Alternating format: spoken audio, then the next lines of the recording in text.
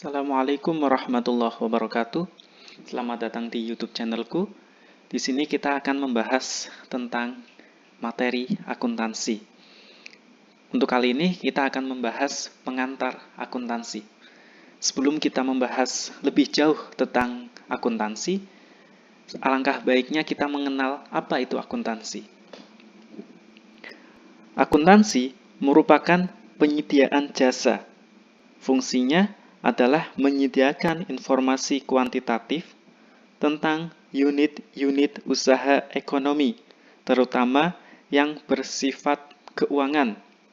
Atau dengan kata lain, akuntansi itu adalah sebuah seni untuk mencatat, mengelompokkan, dan melaporkan sebagai bahan informasi dalam pengambilan keputusan. Kata kunci yang pertama adalah akuntansi, sebuah seni, dan sebuah proses. Prosesnya yaitu mencakup pencatatan, pengelompokan, dan pelaporan.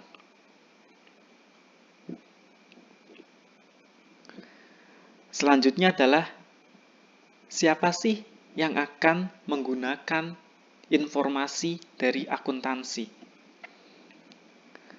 Di dalam perusahaan itu terdapat dua pihak yang erat kaitannya, yang saling berhubungan, dan yang saling memiliki kepentingan masing-masing, yaitu pihak internal dan pihak eksternal.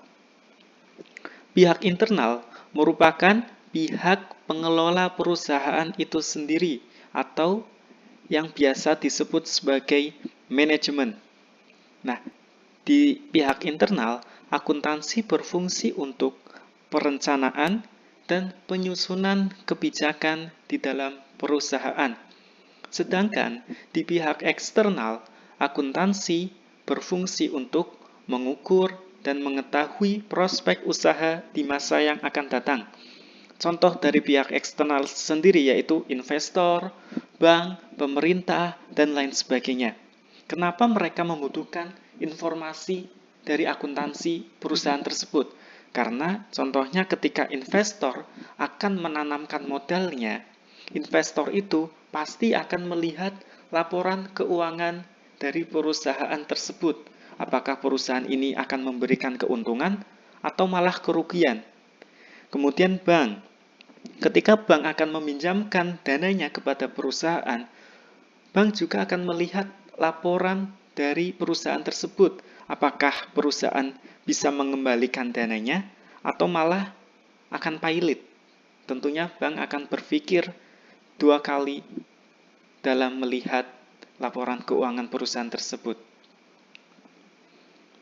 Selanjutnya adalah bidang akuntansi. Teman-teman, akuntansi itu tidak hanya satu. Akuntansi itu memiliki banyak cabang. Contohnya yaitu akuntansi keuangan, yaitu penyusunan laporan keuangan secara periodik untuk suatu unit ekonomi. Akuntansi keuangan ini biasanya terdapat di perusahaan. Pasti terdapat akuntansi keuangan di dalam perusahaan. Yang kedua yaitu akuntansi pemeriksaan atau audit. Akuntansi audit itu erat kaitannya dengan pengecekan kebenaran suatu laporan keuangan dan kesimpulannya berguna bagi eksternal. Nah, akuntansi audit ini di dalam perusahaan juga ada, yaitu audit internal ataupun dari luar perusahaan yang biasa disebut sebagai audit eksternal. Nah, yang ketiga yaitu akuntansi manajemen. Akuntansi manajemen ini berkaitan dengan planning atau perencanaan, organizing ataupun pengorganisasian, actuating ataupun pelaksanaan dari perencanaan tersebut, dan controlling atau pengawasan. Nah, akuntansi manajemen ini berfungsi agar akuntansi atau manajemen yang di dalam perusahaan tersebut berjalan dengan lancar, sehingga perusahaan dapat memperoleh laba yang maksimal. Selanjutnya yaitu akuntansi biaya. Akuntansi biaya ini berkaitan dengan pencatatan, penggolongan, dan penyajian biaya barang dan jasa. Akuntansi biaya ini biasanya terdapat di perusahaan manufaktur. Selanjutnya kita akan membahas tentang jenis-jenis perusahaan. Kemudian ada akuntansi perpajakan. Akuntansi perpajakan merupakan akuntansi yang erat kaitannya dengan perhitungan dan penyusunan SPT dan semuanya yang berkaitan dengan pajak. Karena kita sebagai warga negara diwajibkan untuk membayar pajak kepada negara yang dilaporkan kepada pemerintah. Dan yang terakhir yaitu akuntansi pemerintahan. Akuntansi pemerintahan ini berkaitan dengan pencatatan dan pelaporan transaksi keuangan yang terjadi di dalam instansi pemerintah. Nah, teman-teman, dari semua bidang akuntansi tersebut, itu mempunyai masing-masing yaitu standar akuntansi. Sehingga kita itu tidak boleh berkreasi sendiri, akan tetapi kita harus mengikuti standar yang telah ditetapkan. Contohnya standar akuntansi keuangan, standar akuntansi audit, standar akuntansi pemerintahan, dan sebagainya. Selanjutnya yaitu jenis perusahaan. Jenis perusahaan itu dibagi menjadi 3 kelompok besar, yaitu perusahaan jasa, perusahaan dagang, dan perusahaan manufaktur. Perusahaan jasa adalah perusahaan yang hanya memberikan pelayanan dalam bentuk jasa kepada konsumennya. Hanya bentuk jasa, bukan bentuk barang. Contoh perusahaan jasa sendiri yaitu perusahaan bank, rumah sakit, ekspedisi. Sehingga produk yang mereka berikan itu bukan produk barang, akan tetapi hanya produk jasa. Sekali lagi, jasa, bukan barang. Selanjutnya yaitu perusahaan dagang. Perusahaan dagang melakukan pembelian dan kemudian dijual kembali kepada konsumennya. Nah, jadi perusahaan dagang ini mereka tidak menciptakan produknya sendiri, mereka tidak menciptakan barangnya sendiri, akan tetapi mereka hanya memasarkan barang dari perusahaan lain. Contohnya yaitu supermarket, minimarket, ataupun grosir sembako. Yang ketiga yaitu perusahaan manufaktur. Perusahaan manufaktur merupakan perusahaan yang mengolah bahan, mulai dari bahan mentah, menjadi bahan dalam proses, kemudian menjadi bahan jadi, dan selanjutnya dijual kepada konsumen. Contohnya perusahaan manufaktur yaitu pabrik mobil, pabrik sepatu, pabrik motor, dan sebagainya.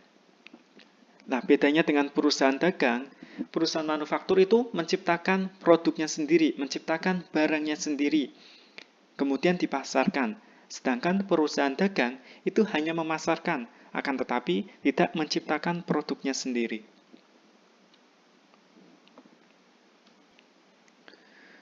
Kemudian selanjutnya yaitu prinsip akuntansi. Untuk menjalankan perusahaan yang baik, untuk menjalankan bisnis yang baik, kita harus melakukan prinsip akuntansi yang baik juga. Nah, di dalam prinsip akuntansi itu terdapat 4 prinsip yang harus kita jalankan dengan sungguh-sungguh, dengan betul. Yaitu yang pertama, going concern atau kontinuitas usaha.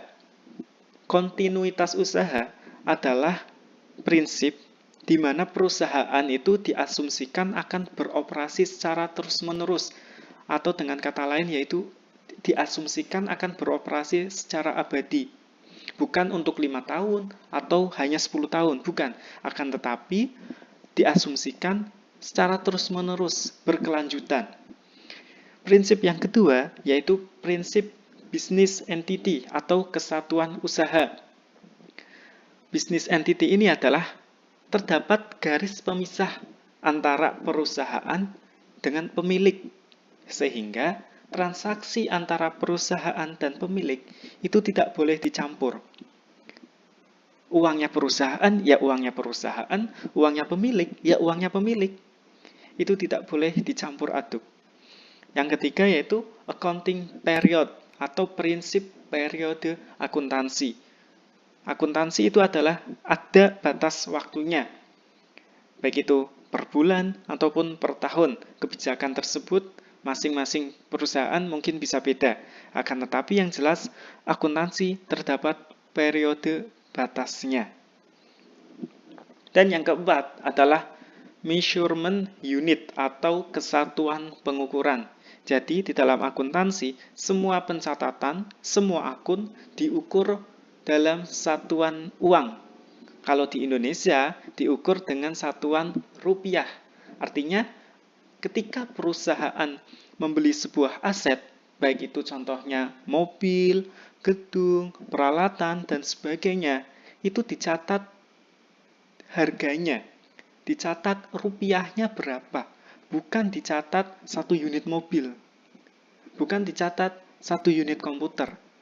Masing-masing unit tersebut dicatat sebagai keterangan, akan tetapi di dalam laporan keuangannya dicatat harganya, harga ketika membeli, seperti itu.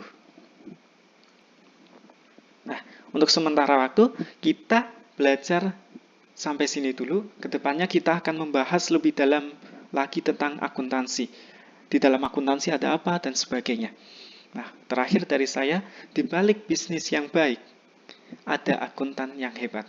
Maka dari itu teman-teman yang semangat belajarnya, kita belajar bersama memperdalam apa itu akuntansi. Sekian dari saya. Assalamualaikum warahmatullahi wabarakatuh.